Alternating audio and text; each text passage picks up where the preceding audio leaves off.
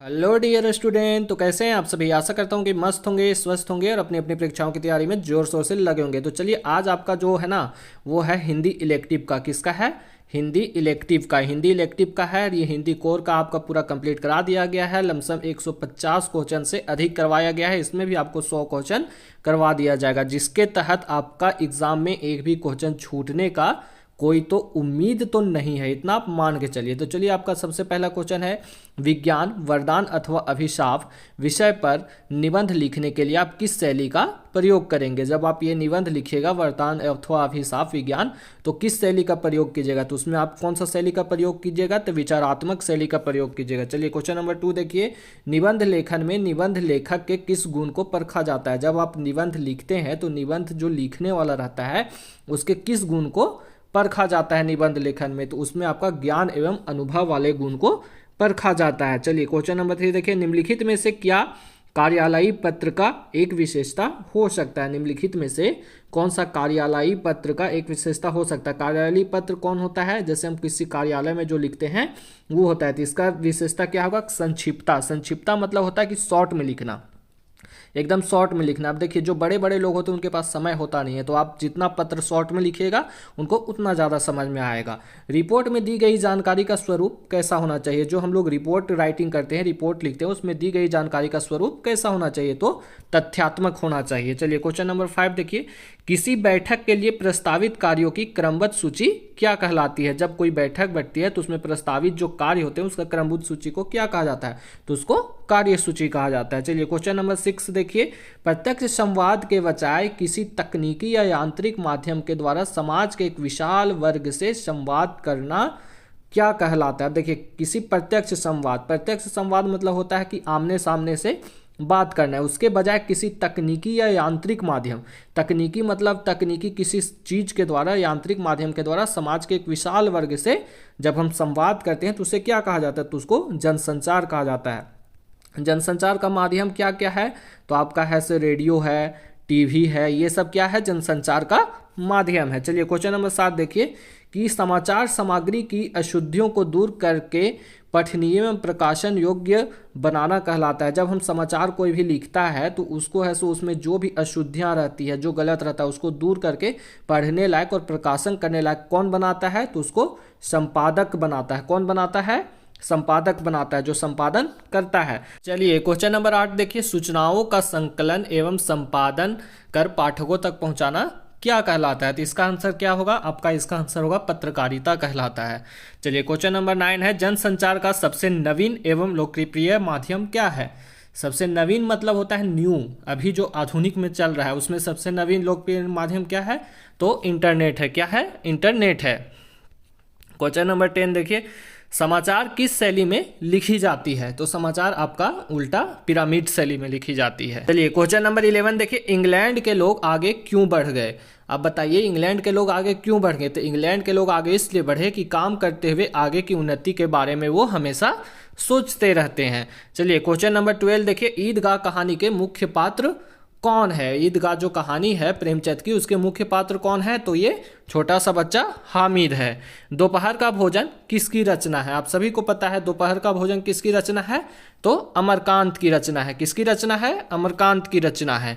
उसके बाद question number 14 देखिए, ओम प्रकाश वाल्मीकि ने खानाबदोश कहानी में किस वर्ग की विडंबना का उजागर किया है। किस वर्ग की विडंबना का उजागर किया है, तो श्रमिक वर्ग का। इसमें ऐसे दो ठो रहता है, एक मानो एक सुकिया रहती है, जो कि दोनों श्रमिक रहती है, ईटा भट्ठा पर काम करती है। ये चैप्टर यदि आप पढ़ना चाहते हैं तो मेरे ही चैनल पर वीडियो अपलोड है, उससे जाकर आप पढ़ सकते हैं। चलिए क्वेश्चन नंबर 15 देखिए, ज्योतिबा फुले की पत्नी का क्या नाम था। ज्योतिबा फुले जो है उनकी पत्नी का क्या नाम था, तो उनकी पत्नी का नाम सावित्रीबाई फुले था। ये चैप्टर भी हमारे चैनल पर अपलोड है, आप जाके पढ़ सकते हैं। गूंगे कहानी में किसके प्रति समाज में व्याप्त संवेदनहीनता को रेखांकित किया गया है। जो गूंगे कहानी आपको दिया गया है उसमें किसके प्रति है सो संवेदनहीनता दिखाया गया, तो वो है दिव्यांग के प्रति। जो एक लड़का रहता है वो बेचारा क्या रहता है, गूंगा रहता है। चलिए क्वेश्चन नंबर 17 देखिए, हरिवंश परसाई प्रसिद्ध हैं। हरिवंश परसाई किसके लिए प्रसिद्ध हैं, तो वो एक हास्य व्यंग कवि हैं।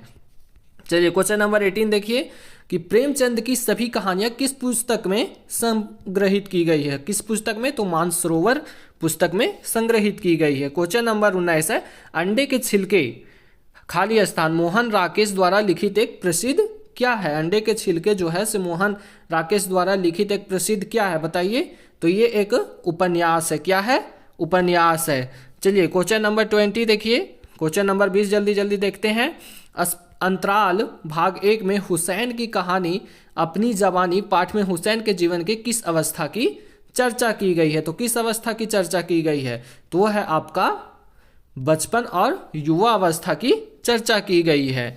चलिए क्वेश्चन नंबर 21 देखिए। मकबूल फिदा हुसैन को कला के किस क्षेत्र में प्रसिद्धि मिली। जो मकबूल फिदा हुसैन है उनको कला के क्षेत्र में कहाँ पे प्रसिद्धि मिली, तो चित्रकारी के क्षेत्र में उनको प्रसिद्धि मिली। आवारा मसीहा उपन्यास के किस साहित्यकार के जीवन पर आधारित है। आवारा मसीहा जो उपन्यास है वो किस साहित्य के जीवन पर आधारित है। चलिए आपको बताना है, तो शरत चंद्र के जीवन पर आधारित है। शरत चंद्र के पिता का नाम क्या था, बताइए। शरत चंद्र के पिता का क्या नाम था, तो उनके पिता का नाम मोतीलाल था। क्या था, मोतीलाल था।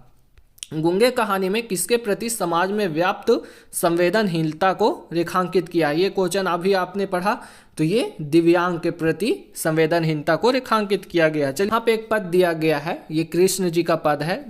तो यहाँ सबसे पहले आप एक बार इस पद को पढ़ लीजिएगा, उसके बाद चलिए इसका जो क्वेश्चन है कि प्रस्तुत पंक्ति के कवि कौन है, बताइए। प्रस्तुत पंक्ति के कवि कौन है, तो प्रस्तुत पंक्ति के कवि सूरदास है। किसके हैं, सूरदास के पद है। गोपियों के अनुसार कृष्ण को कौन प्रिय हैं, गोपियों के अनुसार कृष्ण को कौन प्रिय है, तो गोकुल जो है ना, सो गोपियों के अनुसार कृष्ण को प्रिय है। नंदलाल ही नाना भांति नचवाती में कौन सा अलंकार है, इसमें कौन सा अलंकार है, रूपक अलंकार है। रूपक अलंकार इसलिए कि देखिए यहाँ पे कहीं ना कहीं सौंदर्य की बात की गई है, तो इसीलिए वो रूपक अलंकार होगा।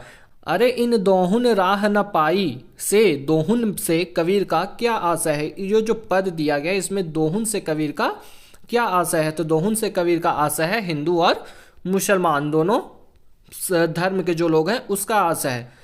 झहरी झहरी झीनी बूंद है परती मानो, इसमें झरही झहरी जो शब्द आया है उसमें कौन सा अलंकार है, तो इसमें पुनरुक्ति अलंकार है। कहीं ना कहीं देखिए ये दो शब्द है सो रिपीट किया है, इसलिए इसमें कौन सा अलंकार होगा, तो पुनरुक्ति अलंकार होगा। पाठ्य पुस्तक में पद्माकर ने अपने कविता में किसका वर्णन किया। जो पाठ्य पुस्तक हम लोग को दी गई है उसमें पद्माकर ने अपने कविता में किसका वर्णन किया है, तो वो ऋतुओं का वर्णन किया है। संध्या के बाद कविता में वृद्ध विधवाओं की तुलना किससे की गई है। संध्या के बाद कविता जो आपको लिखी गई है बुक में उसमें वृद्ध विधवाओं मतलब जो वृद्धा हैं, वृद्धावस्था में जो विधवाएं हैं उसकी तुलना किससे की गई है, तो उसकी तुलना बगुलों से की गई है। घर में वापसी कविता में पत्नी की आंखें कवि के अनुसार क्या है। ये जो घर की वापसी कविता है इसमें पत्नी की आंखें कवि के अनुसार क्या है, तो वो है आपका दो पंचर पहिए। महादेवी वर्मा का आधुनिक काल के किस वाद से संबंध है। महादेवी वर्मा का आधुनिक काल मतलब जो वर्तमान काल चल रहा है उसमें किस वाद से संबंध है, तो वो आपका है छायावाद से उसका संबंध है। चलिए कबीरदास की रचनाएं किस पुस्तक में संकलित है, तो आप सभी जानते हैं कि कबीरदास की रचनाएं बीजक पुस्तक में संकलित है। उसके बाद है 35 नंबर क्वेश्चन, आवारा मसीहा उपन्यास किस साहित्यकार के जीवन पर आधारित है। ये जो आवारा मसीहा उपन्यास है किस साहित्यकार के जीवन पर आधारित है, तो शरत चंद्र के साहित्य पर जीवन पर आधारित है। टॉर्च बेचने वाले किस शैली की रचना है। टॉर्च बेचने वाले चैप्टर के बारे में आप पढ़े हैं, इसमें दो मित्र रहता है, एक मित्र टॉर्च बेचता है, दूसरा मित्र क्या साधु संत बन जाता है, तो वो क्या है, तो एक व्यंग्यात्मक है। इसमें हंसी मजाक का कहीं ना कहीं उद्भेदन किया गया है। अस्पृश्य जातियों के उत्थान के बारे में ज्योतिबा ने क्या उपाय किए। अब देखिए यहाँ पे ज्योतिबा फूले जो चैप्टर है उसमें कहीं ना कहीं अस्पृश्यता के बारे में बताया गया, तो उन्होंने क्या उपाय किया, तो अस्पृश्य जाति के बच्चों को शिक्षा का प्रबंध किया। और उसके बाद अस्पृश्य जाति के स्त्रियों की शिक्षा का विरोध किया, नहीं, उसके लिए भी शिक्षा का प्रबंध किया। अस्पृश्य जाति की लड़कियों को पाठशाला ना भेजने का निवेदन किया, गलत, उन्हें लड़कियों को पाठशाला भेजा, उन्होंने लड़कियों को पढ़ने के लिए मनोबल बढ़ाया। चलिए क्वेश्चन नंबर 38 देखिए कि संशय शब्द का क्या अर्थ है। जो संशय शब्द है, संशय इसका अर्थ क्या है, तो इसका संदेह है। संदेह मतलब शक करना। चलिए क्वेश्चन नंबर 39 देखिए कि निबंध का अंतिम भाग क्या कहलाता है। जब हम कोई निबंध लिखते हैं तो उसका अंतिम भाग क्या कहलाता है, तो उसका अंतिम भाग निष्कर्ष कहलाता है। जो सबसे प्रथम भाग रहेगा वो प्रस्तावना कहलाएगा, बीच में जब हम लिखेंगे तो उसे विषय विस्तार करेंगे, और जो परिचय हम लोग देते हैं शुरू में उसको परिचय कहेंगे, ठीक है। अब बाकी जो लास्ट में लिखेंगे उसको निष्कर्ष कहेंगे। उसके बाद निबंध लेखन में खाली स्थान विचारों की अभिव्यक्ति होती है। निबंध में ऐसे कौन सा विचार अभिव्यक्त होता है, तो मौलिक विचारों की अभिव्यक्ति होती है। चलिए आपको बहुत बहुत धन्यवाद जो यहाँ तक आप आए, और आपका बहुत बहुत धन्यवाद।